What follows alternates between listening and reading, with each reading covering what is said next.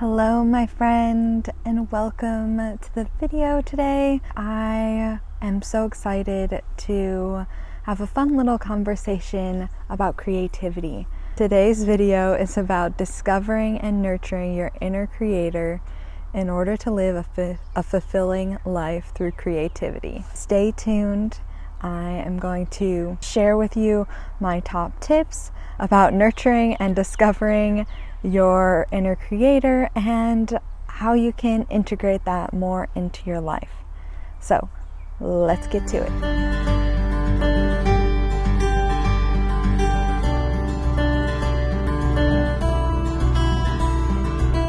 So as humans, we are made to create. We love the feeling of being immersed in the process of something and then watching it unfold and enjoying the results. If you can remember being a kid and doing a creative project, whether that was building a teepee in the backyard, which me and my brother did, or collecting plants and making art, writing stories, building sandcastles, whatever it was, just that feeling of being so absorbed, so focused on the process of creating something, and then the joy of seeing it complete and being able to share it with other people. Remember that feeling. Connect to that feeling. Find that in your life, or find ways to integrate things that make you feel that way into your life if you currently don't have anything like that. It is something that sadly we lose. So many of us lose touch with as we grow up. So that's my top tip for connecting or discovering your inner creator. Now, let's get into my top tips for nurturing your inner creator and living a fulfilling life through creativity. So number one is creative movement. Just like anything we do creative, that can be whatever it means to you. I like to go on a slow walk, looking at nature, not really to get from one point to another point or go a certain distance or do a certain number of steps, just to enjoy being outside or to let my imagination wander, just like I used to do as a kid. Turn on music and dance, or just dance without music. That's something that I started doing a lot more, is just kind of dancing around, just moving. It's amazing how freeing it is to move our body in, a non-linear way, exploring all of the amazing things that your body can do. It just brings you more in touch with that inner feeling of gratitude and creativity. Sit on the floor and move around. And so often we sit in chairs or on the couch or whatever. Just try sitting on the floor. I have a floor desk that I really like using, and it helps me because often when you're sitting on the floor, you have to move more, and you have to move in different ways that you're not used to, and that can give you so many benefits to just your body in general, but also to your creativity. It is amazing how much our inner creativity is connected to our physical body. Being able to move in new ways can free up that creative energy. Tip number 2 is meditation or quiet time. I absolutely love meditation. Spirituality and meditation are a super huge and super important part of my life. As it pertains to creativity, meditation was really, and my spiritual journey was really what showed me how important creativity is to my human experience. Just taking some time to let yourself be quiet, let your mind settle, and focus on your breath, or just focus on exactly what you're doing in that moment even. A lot of the times we have so many thoughts or to-do lists going on, and there's no room for creativity because our mind is just putting one thought after the other or planning the next move. That space for quiet is where the creative ideas can come up. So I feel like that is vital to creativity, having space, giving yourself space and time to let your mind settle and let the ideas float to the surface. My next tip is not to limit yourself to one type of creativity.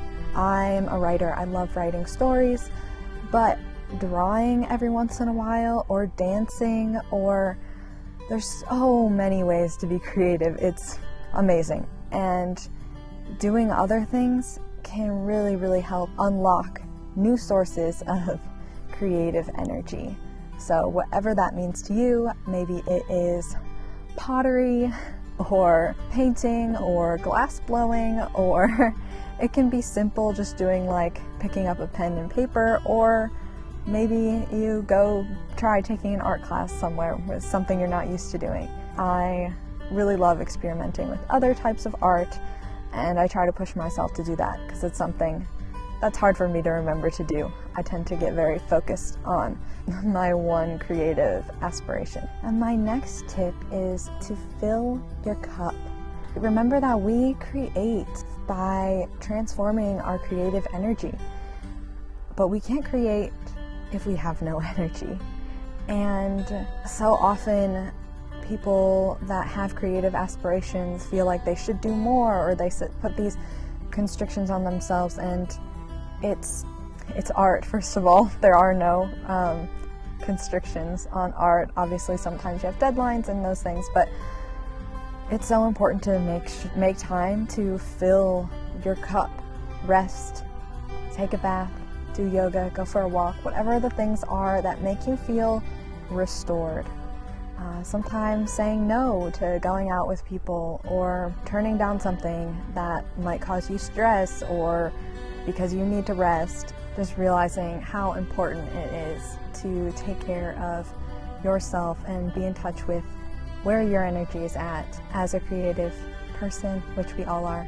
Just realizing how important that is to creativity and to living a fulfilling life through creativity. We don't want to get burnt out. And that takes me into my last tip, which is similar, and it is to decompress. People that work Monday through Friday, or whatever your schedule is, work a full-time job, it can be really hard to do something creative at the end of the day.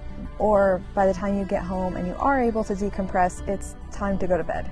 And it's not a good time to start a creative project, because then even if you're kind of inspired, you'll be too awake to go to sleep, and then you'll be tired the next day. And I am saying this from experience. I find that it takes me hours and hours after I get home from work in the evening to decompress enough to get the creative ideas flowing, but then I get too inspired and excited and I can't fall asleep.